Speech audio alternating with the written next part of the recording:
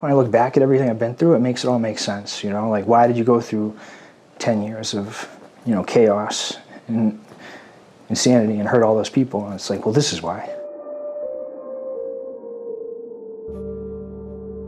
From the first time that I ingested alcohol, it was to the extreme, to the point of vomiting, and it took off like that. It solved the problem that I was experiencing with I don't know, social discomfort, not feeling like I fit in or belonged.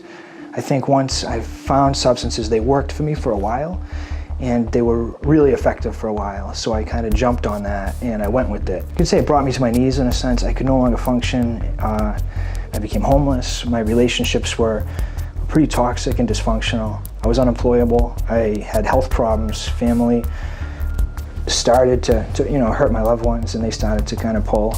You know, staying under a bridge, I was walking to my feet, had blisters this big. You know, you see people going to work in the morning and you just feel like a bum or a loser.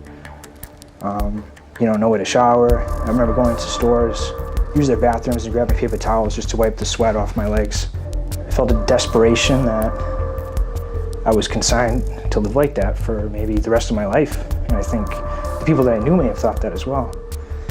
My motivation got to the point where I surrendered, I guess, you know. I stopped fighting it, and I realized this is a disease that I'm going to have for the rest of my life, and I need to commit myself to treatment and recovery in a way that I hadn't previously.